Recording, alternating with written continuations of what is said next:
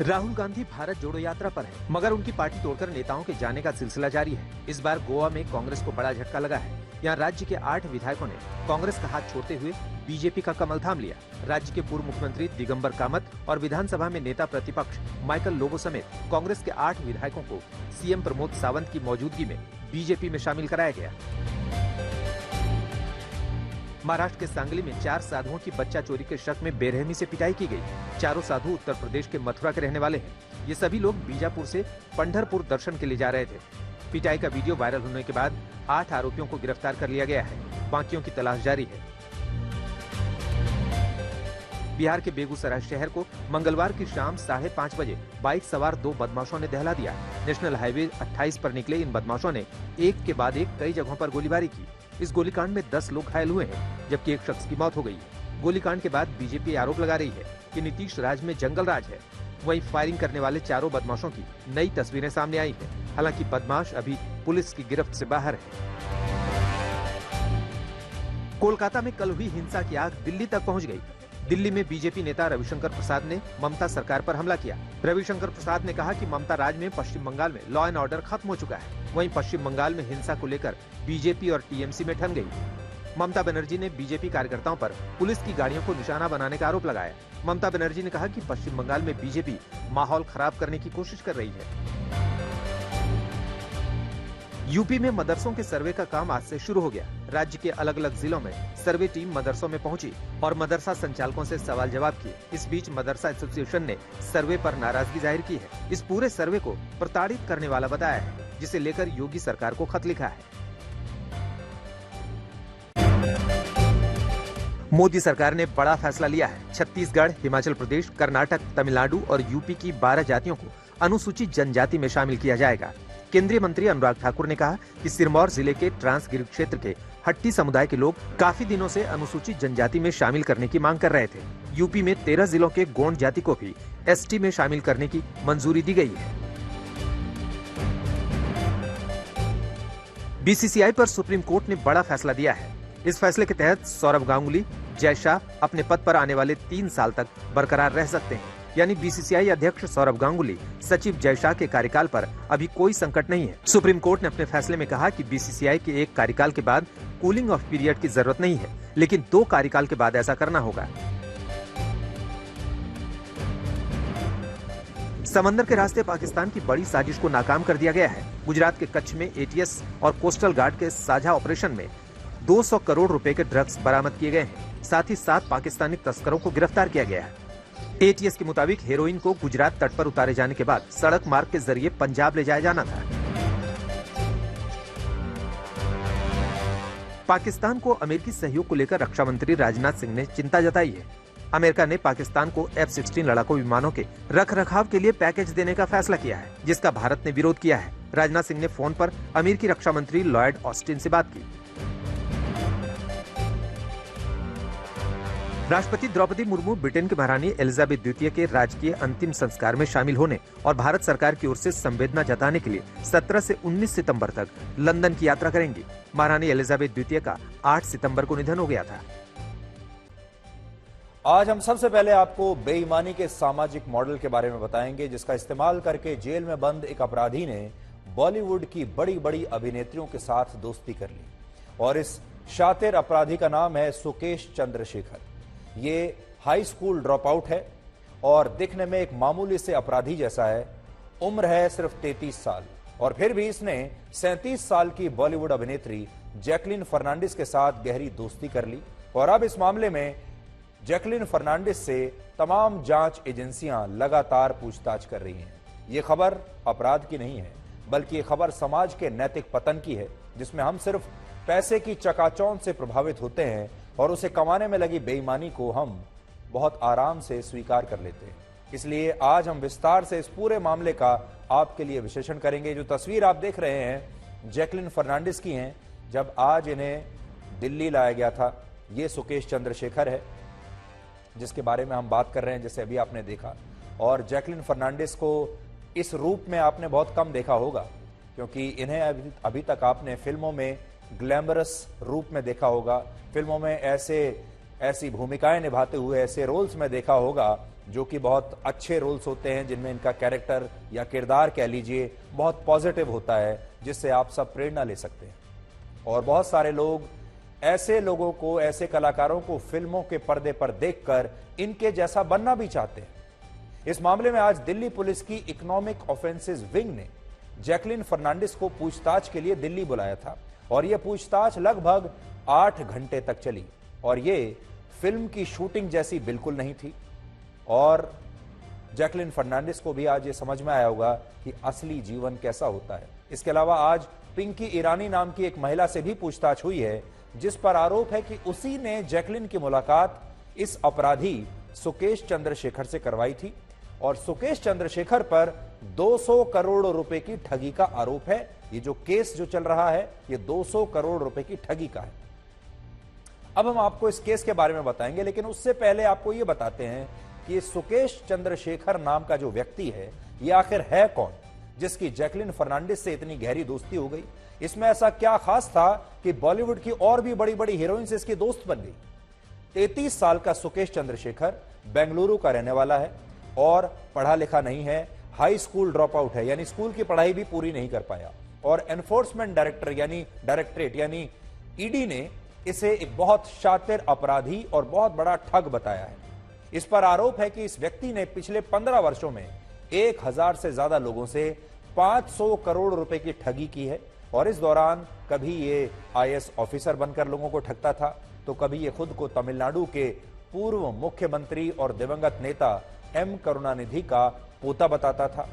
वर्ष 2007 से 2017 के बीच इसने कई मशहूर लोगों को ठगा है, लेकिन सबसे बड़ी बेईमानी, सबसे बड़ी ठगी इसने वर्ष 2020 में की, जब यह दिल्ली की एक जेल में बंद था। उस समय भारत की एक बहुत बड़ी फार्मा कंपनियों में से एक, आपने इसका नाम सुना होगा, रैनबैक्सी कंपनी। रैनबैक्सी के पूर्व मालिक शिवेंद्र मोहन सिंह उस समय आर्थिक गड़बड़ी के एक मामले में जेल में बंद थे और इस मशहूर अपराधी को यह लगा कि वो शिवेंद्र की पत्नी को आसानी से ठग सकता है, क्योंकि इस समय इस परिवार को मदद की जरूरत थी। इस अपराधी ने तब दिल्ली की इसी जेल से इस कारोबारी की पत्नी को फोन किया, यानी रैनबैक्सी के पूर्व मालिक की पत्नी को फोन किया और इसने कहा कि मैं भारत सरकार का कानून सचिव बात कर रहा हूं, लॉ सेक्रेटरी केंद्र, और यह कहा कि केंद्र सरकार कोविड पर रोकथाम के लिए एक पैनल का गठन करना चाहती है और उसमें वो उनके पति को शामिल करना चाहती है। रैनबैक्सी क्योंकि एक फार्मा कंपनी है और शिवेंद्र सिंह को अस्पताल चलाने का, दवाइयों का बहुत बड़ा अनुभव है, इसलिए पत्नी को लगा कि हो सकता है कि मेरे पति कोविड के खिलाफ लड़ाई में सरकार की मदद कर पाएंगे और उन्हें इस पर बिल्कुल भी शक नहीं हुआ। ये वो समय था जब भारत कोविड से संघर्ष कर रहा था और इसीलिए सुकेश ने उनकी पत्नी को बताया कि सरकार ने अब यह तय किया है कि वो उनके पति को जमानत पर बाहर लाने में मदद करेगी। जून 2020 से 2021 के बीच रैनबैक्सी के पूर्व मालिक की पत्नी ने इस मशहूर अपराधी को कभी पार्टी फंड तो कभी किसी और अन्य नाम पर 200 करोड़ रुपए की रिश्वत दे दी। किसी तरीके से उसने 200 करोड़ रुपए इकट्ठा किए और इसे दे दिए, क्योंकि इसने कहा कि 200 करोड़ रुपए आपको देने पड़ेंगे, तब आपके पति बाहर निकलेंगे जेल से।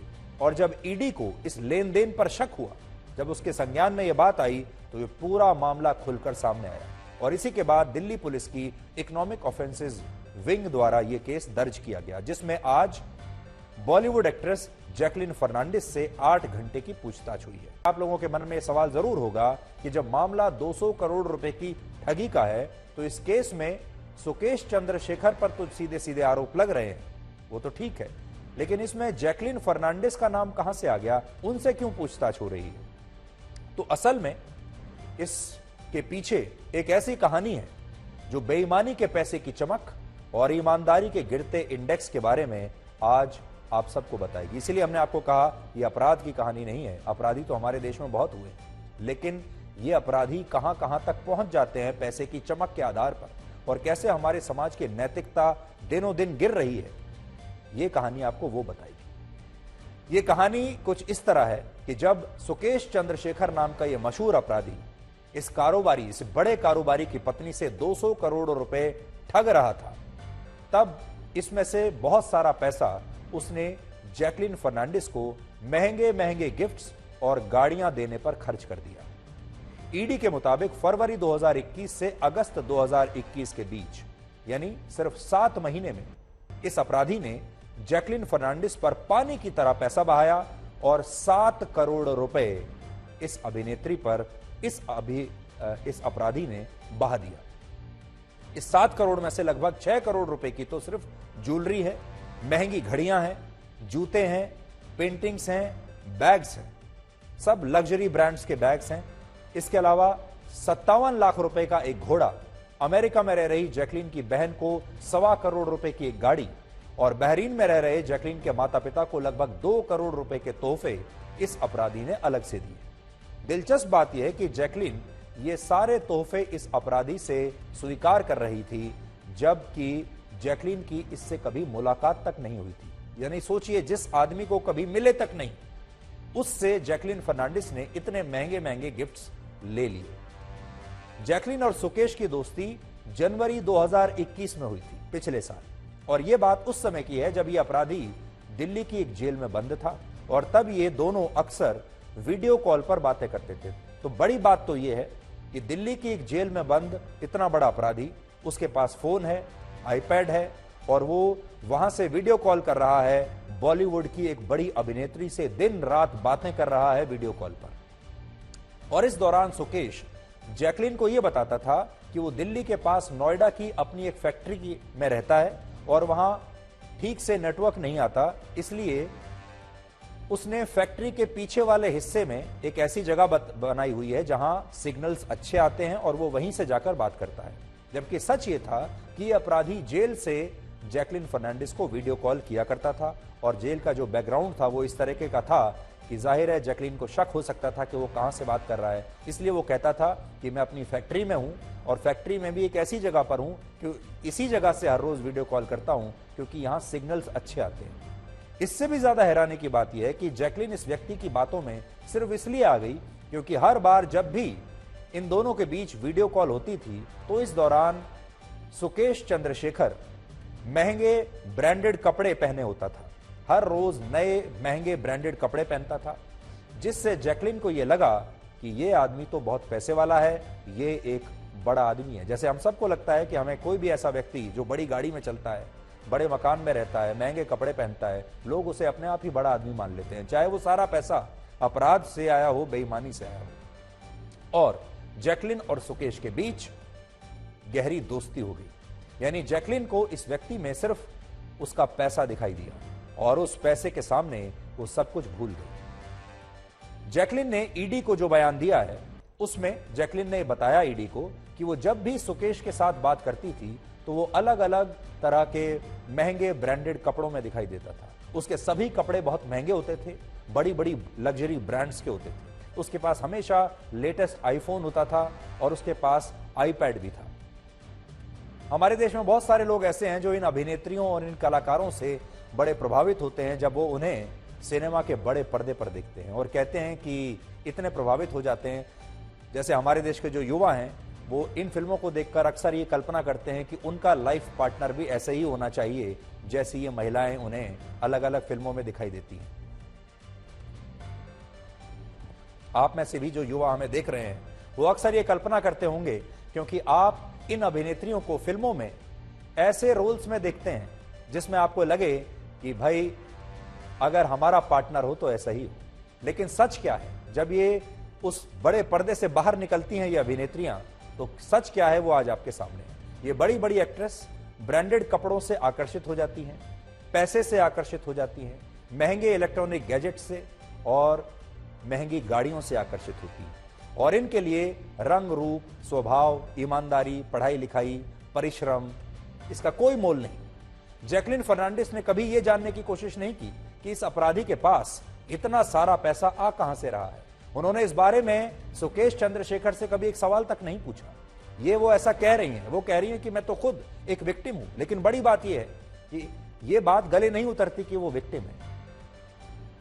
उसे सिर्फ पैसा दिखाई दिया। यहां बात सिर्फ जैकलिन की नहीं है। इस मामले में दिल्ली की रोहिणी जेल, जहां पर यह सुकेश चंद्रशेखर नाम का अपराधी बंद था, उस जेल के 82 पुलिस कर्मियों पर भी एफआईआर दर्ज की गई है क्योंकि उन पर आरोप है कि ये अपराधी जेल में मोबाइल फोन रखने और दूसरी तमाम तरह की सुख सुविधाएं हासिल करने के लिए इन पुलिसकर्मियों को हर महीने 1.5 करोड़ रुपए देता था। 1.5 करोड़ रुपए महीने की रिश्वत 82 पुलिस वालों को देता था।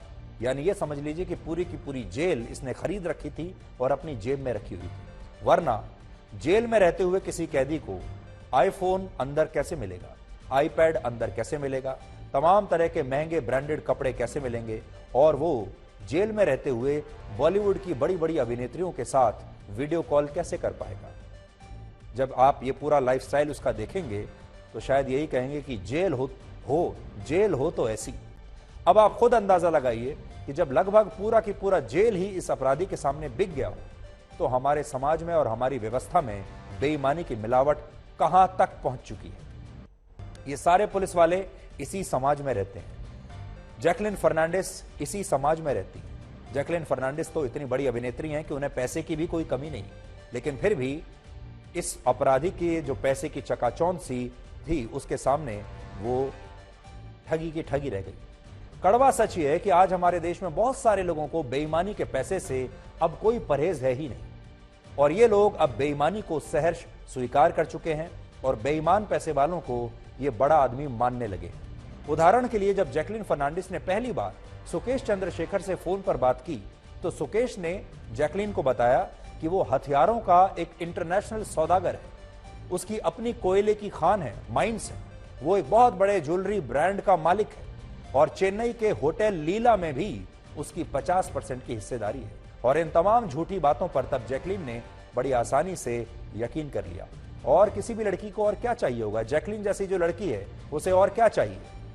लीला होटल में 50% की हिस्सेदारी है, सैकड़ों करोड़ रुपए का मालिक है, ज्वेलरी की एक बहुत बड़ी ब्रांड का मालिक है, और उसे लगा कि अब तो उसकी किस्मत चमक गई। लेकिन अब जैकलिन का कहना है कि वो तो खुद एक शिकार है और उन्हें इस अपराधी ने धोखे में रखा।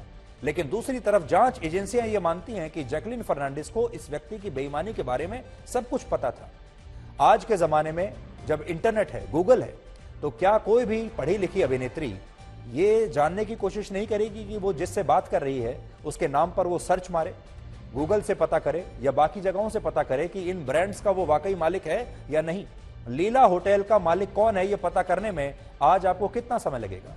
जो ज्वेलरी ब्रांड इन्होंने बताया, उस ज्वेलरी ब्रांड, वो बहुत मशहूर ज्वेलरी ब्रांड है और उसके विज्ञापन अक्सर टीवी पर आते रहते हैं। मैं जानबूझकर नाम नहीं ले रहा हूं क्योंकि उस ज्वेलरी ब्रांड की कोई गलती नहीं है इसमें।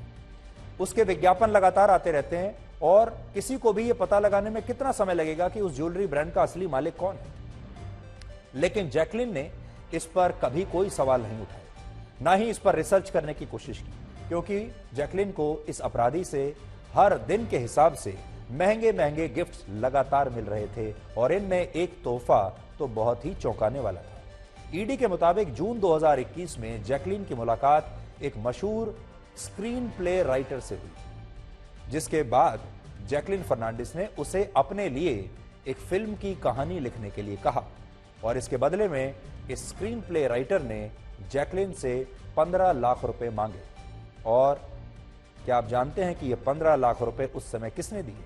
ये पैसा इसी अपराधी ने इस बहुत ही मशहूर राइटर के बैंक अकाउंट में जमा करवा दिया, जिससे यह पता चलता है कि आज बेईमानी के पैसे से किसी को कोई परहेज नहीं। अगर आज दाऊद इब्राहिम भी फिल्मों के किसी लेखक को, किसी कलाकार को, किसी डायरेक्टर को, किसी म्यूजिक डायरेक्टर से कोई काम करवाना चाहता है, फिल्म लिखवाना चाहे, फिल्म बनवाना चाहे, तो यह काम उसके लिए मुश्किल नहीं होगा। हालांकि जैकलिन ने इस अपराधी से न सिर्फ महंगे गिफ्ट्स लिए, बल्कि उसके साथ 2 बार वो छुट्टियां मनाने के लिए भी बाहर गई, वेकेशन पर भी गई। इसके अलावा आरोप है कि एक और जो कुछ और मशहूर एक्ट्रेस हैं जिनके बारे में आप जानते हैं, इनकी फिल्में आप लगातार देखते हैं, अपनी मेहनत की कमाई का पैसा खर्च करके आप इन कलाकारों की फिल्में देखने के लिए जाते हैं। उनमें कुछ नाम आपके सामने ले रहा हूं, आप जानते होंगे।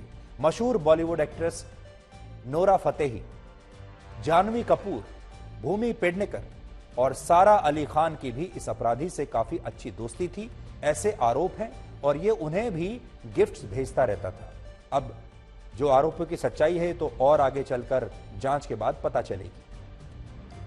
ईडी के मुताबिक वर्ष 2020 में इस अपराधी ने नोरा फतेही को 64 लाख रुपए की एक कार तोहफे में देने की कोशिश की थी, जिसे नोरा ने बाद में अपने एक रिश्तेदार को देने के लिए कह दिया। इसके अलावा तब इस अपराधी की पत्नी ने एक चैरिटी इवेंट का आयोजन किया, जिसमें नोरा फतेही खुद शामिल होने के लिए आई थी। अब आप सोचिए, नोरा फतेही इस अपराधी की पत्नी द्वारा आयोजित किसी भी कार्यक्रम में शामिल होने के लिए आखिर क्यों आई? और इस वक्त एक बड़ी खबर यह है कि अब दिल्ली पुलिस की इकोनॉमिक ऑफेंस विंग ने जैकलिन के बाद नोरा फतेही को भी कल दिल्ली बुलाया है पूछताछ के लिए, और हो सकता है कि आगे चलकर बाकी की अभिनेत्रियों को भी दिल्ली में पूछताछ के लिए आना पड़े, और इनमें जाह्नवी कपूर और सारा अली खान भी हो सकते हैं। आरोप है कि 19 जुलाई 2021 को जब बेंगलुरु में इस अपराधी की पत्नी का एक सैलून खोलने वाला था, तब एक्ट्रेस जाह्नवी कपूर खुद उसका उद्घाटन करने के लिए गई थी, और उन्होंने इसके लिए लगभग 19 लाख रुपए की फीस ली थी। और एक दूसरी एक्ट्रेस सारा अली खान को भी यह अपराधी एक महंगी घड़ी गिफ्ट कर चुका था।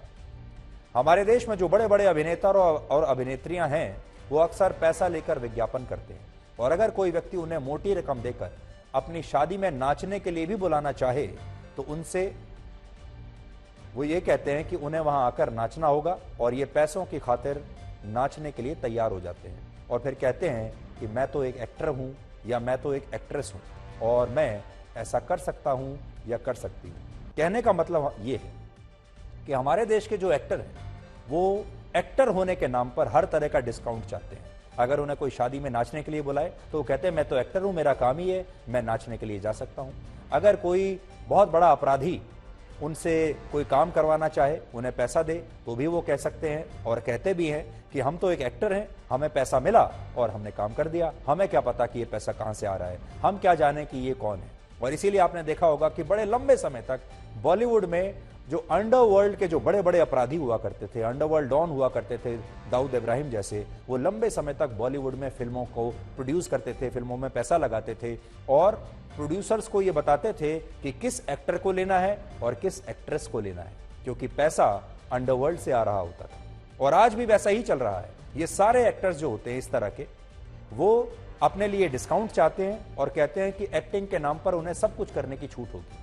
यानी इनका जो सारा आकर्षण है वो सिर्फ पैसों के लिए होता है, और कई बार ये बेईमानी की चमक के सामने ईमानदारी को बिल्कुल भूल जाते हैं। लेकिन बड़ी बात यह है कि आप जब इन्हें देखने के लिए जाते हैं, इनकी फिल्मों को, उनकी फिल्मों में ये हमेशा ईमानदार लोगों का ही रोल निभाते हैं। ये विरोधाभास देखिए आपको ये सारी अभिनेत्रियां क्यों अच्छी लगती हैं?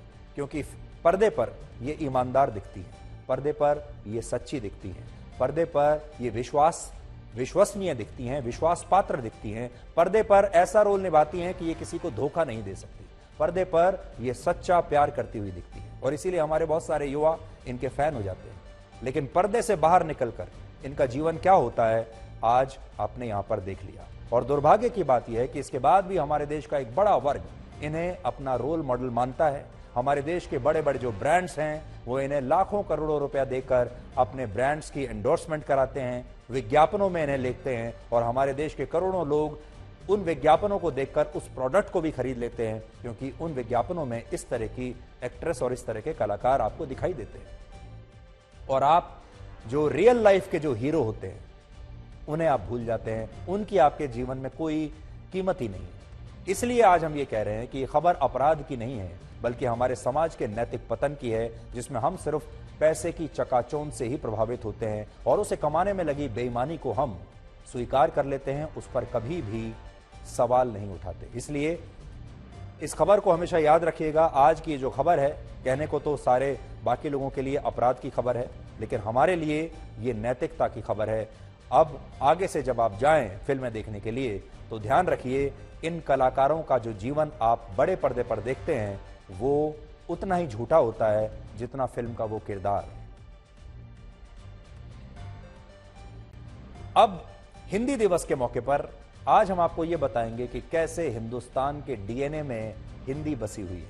हिंदी आपके घर में मौजूद उस मां की तरह है जो दिन रात निस्वार्थ भाव से आपका ख्याल रखती है, यानी हिंदी आपको हृदय से लगा लेती है और आपके घर के किसी कोने में आपको आज भी हिंदी आपका इंतजार करते हुए मिल जाएगी। इसलिए आज हम हिंदी की बात करेंगे और हिंदी भाषा कितनी सहनशील है इसका भी विश्लेषण करेंगे। साल में एक दिन तो कम से कम आपको हिंदी की बात सुननी चाहिए।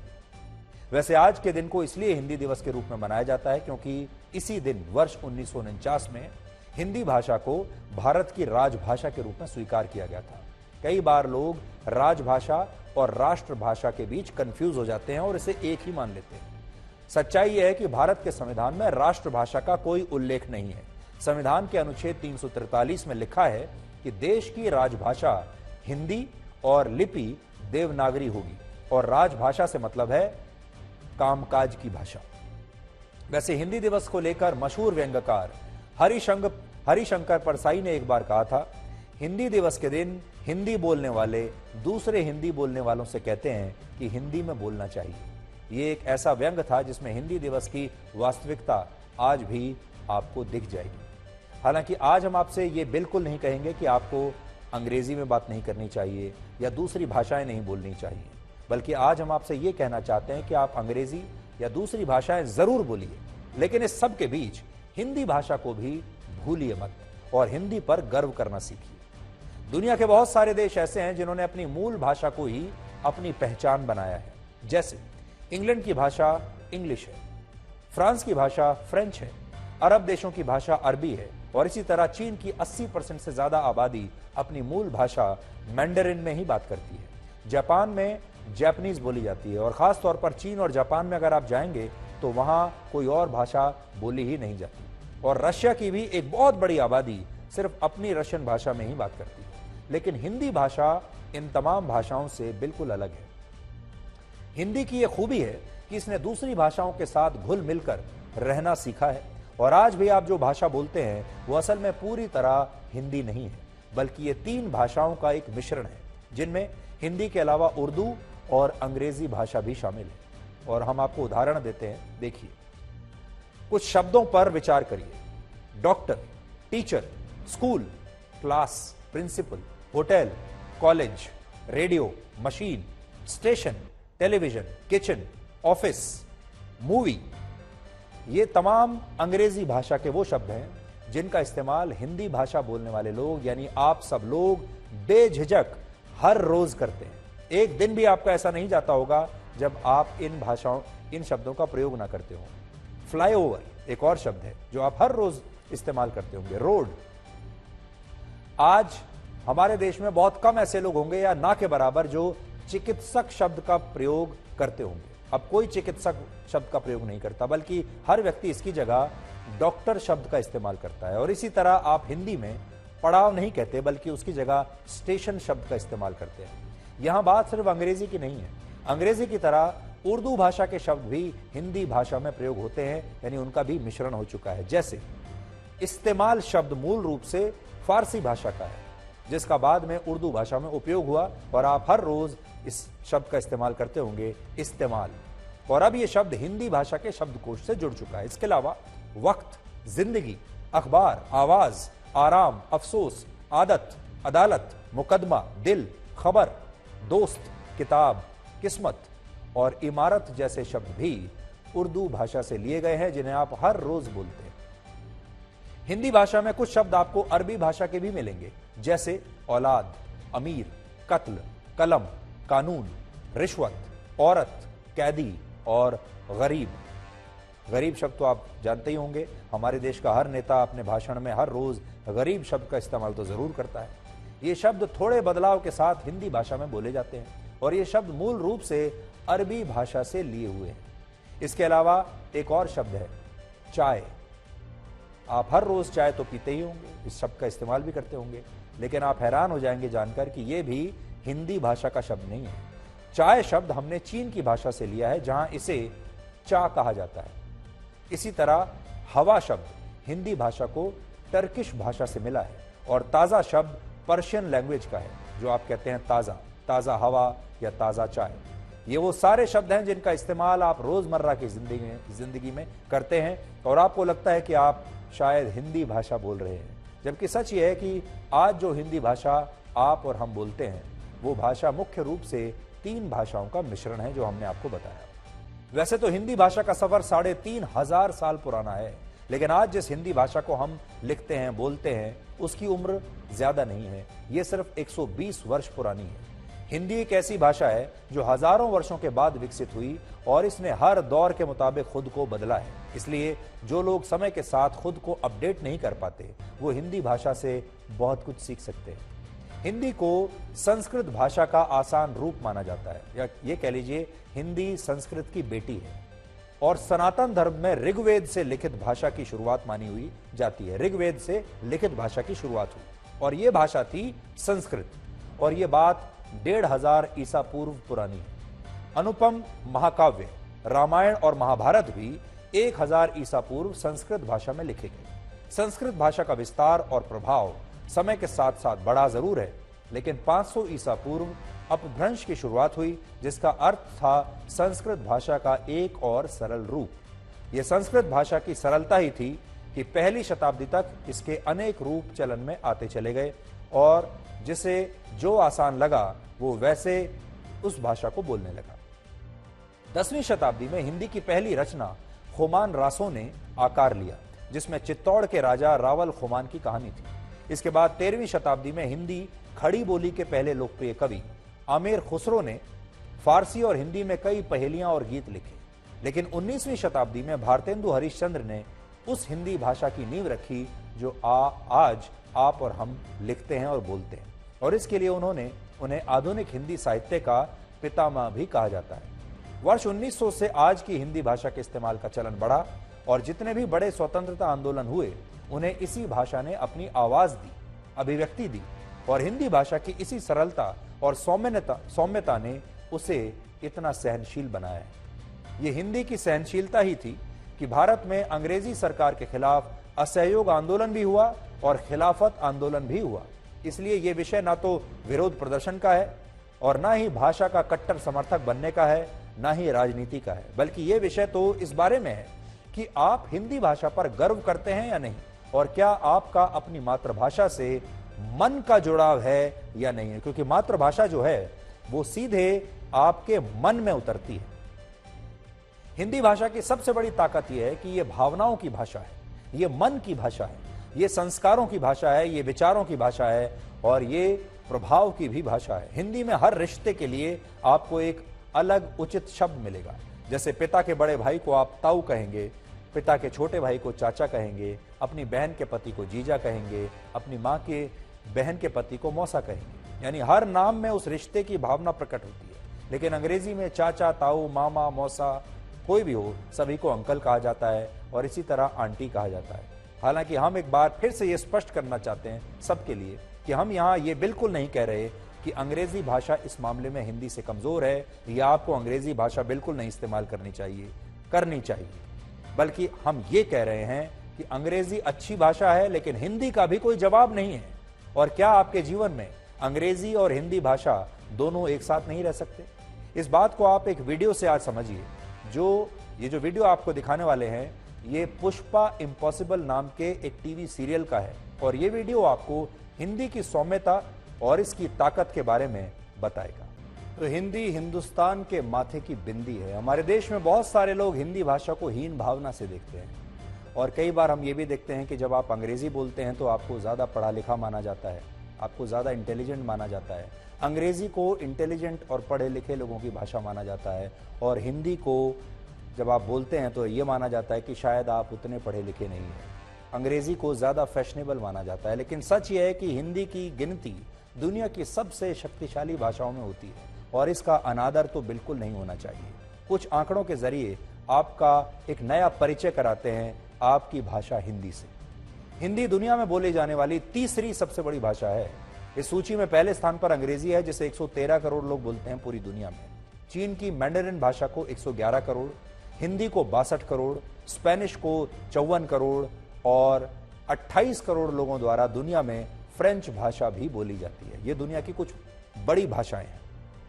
2011 की जनगणना के मुताबिक भारत में लगभग 53 करोड़ लोग हिंदी में बोलते और लिखते थे, जबकि वर्ष 2001 में सिर्फ 41 करोड़ लोग ही हिंदी में बोलते थे और लिखते थे। बहुत सारे लोग ये भी कहते हैं कि हिंदी डिजिटल युग की भाषा नहीं बन सकती, जबकि सच ये है कि मुंबई विश्वविद्यालय द्वारा किए गए एक सर्वे में पता चला कि गूगल पर जो कंटेंट यानी पढ़ने और लिखने की सामग्री मौजूद है, उसमें हिंदी की हिस्सेदारी में पिछले 7 वर्षों में 94% की दर से वृद्धि हुई है, जो कि बाकी भाषाओं की तुलना में कहीं ज्यादा है। आज गूगल पर 10 लाख करोड़ पन्ने हिंदी भाषा में उपलब्ध हैं। दुनिया के 10 सबसे ज्यादा पढ़े जाने वाले अखबारों में शीर्ष 6 हिंदी भाषा के अखबार हैं। हिंदी ने अगर अंग्रेजी भाषा से कुछ शब्द लिए हैं, तो अंग्रेजी भाषा ने भी हिंदी से बहुत सारे शब्दों को अपने शब्दकोश में जगह दी है। जैसे हिंदी में बोला जाने वाला शब्द बंगला अंग्रेजी में बंगलो बन गया। जंगल शब्द अंग्रेजी ने भी ले लिया, वहां पर भी जंगल शब्द है। पजामा पैजामा बन गया।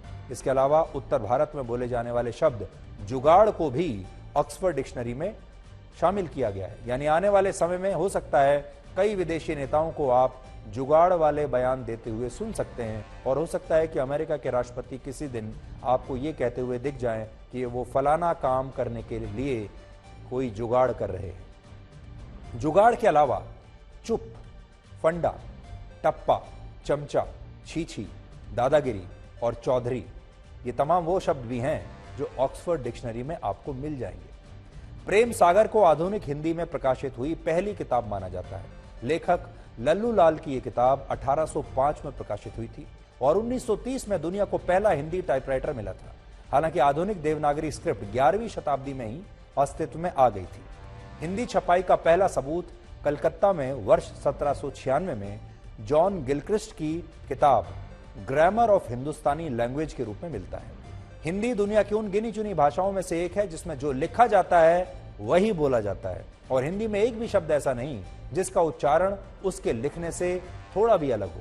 और इसी वजह से अंग्रेजों ने हिंदी को बेस्ट फोनेटिक लैंग्वेज कहा था, जबकि अंग्रेजी में जैसा लिखा जाता है कई बार वैसा बोला नहीं जाता, और इसलिए आप में से बहुत सारे लोग कंफ्यूज भी होते हैं क्योंकि जो लिखा है वो बोला नहीं जाता, और कई लोग परेशान हो जाते हैं इस वजह से। अमेरिका के 45 विश्वविद्यालयों समेत दुनिया के 176 यूनिवर्सिटीज में हिंदी पढ़ाई जाती है। विदेशों में 25 से ज्यादा अखबार और मैगजीन हर रोज हिंदी में निकलते हैं, और दुनिया के 150 देशों में हिंदी का अस्तित्व है, जिनमें Germany, Mauritius, Nepal, New Zealand, Singapore, दक्षिण अफ्रीका और अमेरिका जैसे देश शामिल हैं। अटल बिहारी वाजपेयी पहले ऐसे नेता थे जिन्होंने संयुक्त राष्ट्र की महासभा में पहली बार हिंदी में भाषण दिया था।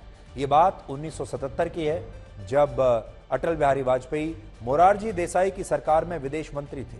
हिंदी भाषा के प्रचार प्रसार में हिंदी फिल्म इंडस्ट्री ने भी बहुत महत्वपूर्ण भूमिका निभाई है। हिंदी फिल्मों ने भारत के करोड़ों लोगों के साथ कहानियों का जो संवाद किया, उसने इस भाषा को लोगों के मन में उतार दिया। और ये हिंदी फिल्मों का ही जादू है कि अलग अलग दौर में दुनिया के बड़े से बड़े नेताओं ने अपने भाषण के दौरान हिंदी फिल्मों के डायलॉग बोलने की कोशिश की है।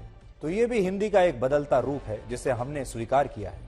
इस विशेषण की शुरुआत हमने हरिशंकर परसाई के कथन से की थी, और आखिर में भी हम आपको उनका एक कथन सुनाना चाहते हैं। उन्होंने एक बार कहा था, दिवस कमजोर का मनाया जाता है, जैसे महिला दिवस, अध्यापक दिवस, मजदूर दिवस, कभी थानेदार दिवस नहीं मनाया जाता। इससे यह सीख मिलती है कि आज हिंदी भाषा को दिवस से मुक्ति दिलाकर इसे दिल में जगह देने की जरूरत है, और आज से आपको हिंदी पर गर्व करना शुरू कर देना चाहिए। काबिलियत की कमी का एक ब्लैक एंड व्हाइट विश्लेषण आज हम करेंगे, जो हो सकता है कुछ लोगों को चुभेगा, और उस टैलेंट की तलाश करेंगे जो भारत ही नहीं दुनिया के 40 देशों की बड़ी बड़ी कंपनियों को ढूंढने से भी मिल नहीं रहा। आपने सूखे के बारे में पढ़ा और सुना होगा, लेकिन काबिलियत का ऐसा सूखा आपने इससे पहले कहीं नहीं देखा होगा। 40 देशों में हुए एक सर्वे की रिपोर्ट कहती है कि दुनिया में 75% कंपनियों को काबिल कर्मचारी, योग्य कर्मचारी नहीं मिल रहे। और भारत की बात करें तो भारत में 83% जो कंपनियां हैं वो कहती हैं कि उन्हें ऐसे लोग नहीं मिल रहे जो उनके यहां काम करने योग्य हों, काम करने के लायक हों। यह समस्या अकेले भारत की नहीं है। अमेरिका, जापान, चीन, ब्रिटेन, जर्मनी, फ्रांस, ऑस्ट्रेलिया और ताइवान जैसे देशों का भी यही हाल है। उनके आंकड़े भी भारत जैसे ही है। यानी पूरी दुनिया में बड़ी बड़ी कंपनियों को हुनरमंद लोग मिलने बंद हो गए हैं। हुनर बंद हो गया है। गांवों में अक्सर बुजुर्गों के मुंह से कहावत सुनने को मिलती है कि पढ़े लिखे हो लेकिन गुणे नहीं, यानी आपके अंदर गुण नहीं है। पढ़ लिख तो लिए लेकिन गुण नहीं आए। यहां गुण का मतलब होता था स्किल यानी कुशलता, और आजकल इसकी भारी कमी है। भारत में अलग अलग क्षेत्रों की कंपनियों को काबिलियत का सूखा परेशान कर रहा है। कंस्ट्रक्शन इंडस्ट्री में 85% कंपनियों को काबिल लोग नहीं मिल रहे। यही हाल मैन्युफैक्चरिंग, आईटी सेक्टर और रिटेल का है, जहां 84% कंपनियों को हुनरमंद लोगों की तलाश है। बैंकिंग, शिक्षा, हॉस्पिटैलिटी, होटल इंडस्ट्री, इन सब में बड़ी संख्या में काबिल और योग्य लोगों की कमी है, यानी पद खाली पड़े हैं, लोग नहीं मिल रहे। इस वक्त जो हालात हैं उन्हें सरल भाषा में समझाने के लिए हम आपको हिंदी फिल्म 3 इडियट्स का एक डायलॉग याद दिलाना चाहते हैं, जिसमें एक किरदार कहता है कि काबिल बनो, कामयाबी झुक मार के पीछे आई, कामयाबी झक मार के पीछे आई। लेकिन आज की असलियत यह है कि कंपनियों को काबिल कर्मचारी नहीं मिल रहे और वो उनकी तलाश में झक मार रही है। काबिल कर्मचारियों की कमी का सीधा संबंध बेरोजगारी से है। हमारे देश में बेरोजगारी के दो पहलू हैं। आपने देखा होगा अपने देश में बेरोजगारी के बारे में लगातार लोग कहते रहते हैं बड़ी बेरोजगारी है। उसके दो पहलू हैं। पहला, नौकरियां उपलब्ध नहीं है, और दूसरा ये कि नौकरियां तो हैं लेकिन योग्यता नहीं है। मतलब बेरोजगारी की वजह सिर्फ ये नहीं है कि देश में रोजगार ही नहीं है, बेरोजगारी की एक बड़ी वजह यह भी है कि रोजगार के लिए योग्यता नहीं है। बेरोजगारी आज की समस्या नहीं है, दशकों से भारत बेरोजगारी की समस्या से लड़ता आ रहा है। आजादी के वक्त हमारे देश में कितनी बेरोजगारी थी, इसे लेकर कोई सरकारी आंकड़ा मौजूद नहीं। बेरोजगारी को लेकर नेशनल सैंपल सर्वे ऑफिस ने 1972 और 73 में पहला सर्वे किया था। उस सर्वे के मुताबिक तब बेरोजगारी दर 8.35% थी। 93-94 में करीब 6%, 2004 और 5 में 8.28% और 2020 और 21 में बेरोजगारी दर 4.2% थी।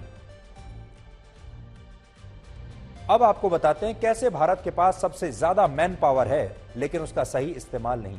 एक रिपोर्ट के मुताबिक 2021 में देश के आधे से ज्यादा ग्रेजुएट युवा रोजगार के योग्य नहीं थे। यह आंकड़ा लगातार बढ़ता गया। 2019 में 42.6% ग्रेजुएट युवा नौकरी लायक नहीं थे। 2020 में यह आंकड़ा बढ़कर 53.8% हो गया। ऐसे युवाओं की संख्या तकनीक से जुड़े क्षेत्रों में ज्यादा है, जिनके पास टेक्निकल डिग्री तो है लेकिन कौशल नहीं है। आप ये जानकर चौंक जाएंगे कि 80% भारतीय इंजीनियरों के पास वो हुनर नहीं है जो नौकरी देने वाली कंपनी को चाहिए। इस समस्या का दूसरा पहलू भी है कि जिनके पास डिग्री है वो ज्यादा बेरोजगार है और अनपढ़ लोगों के बीच बेरोजगारी कम है। एक सवाल के जवाब में सरकार ने लोकसभा में बताया था कि देश में ग्रेजुएट लोगों की बेरोजगारी दर 17% है, जबकि अनपढ़ों की बेरोजगारी दर मात्र 0.6% है। यानी अनपढ़ जो लोग हैं वो तो कुछ ना कुछ करके कोई ना कोई रोजगार, कोई ना कोई काम कर ही लेते हैं, चाहे मजदूरी हो, स्वरोजगार हो या डेली वेजेस की नौकरी हो। लेकिन जो डिग्री वाला युवा होता है, डिग्रीधारी, वो ये नहीं कर पाता और फिर वो बेरोजगारों की कतार में शामिल हो जाता है। वो नौकरी बड़ी करना चाहता है, उसकी जो उम्मीदें हैं वो बड़ी नौकरी की हैं, लेकिन उसके पास वो योग्यता नहीं है। डिग्री तो है, योग्यता नहीं है, इसलिए नौकरी नहीं मिलती। समस्या दो तरह की है। कई बार योग्यता के अनुसार रोजगार नहीं मिलता और कई बार रोजगार के अनुसार योग्यता नहीं मिलती।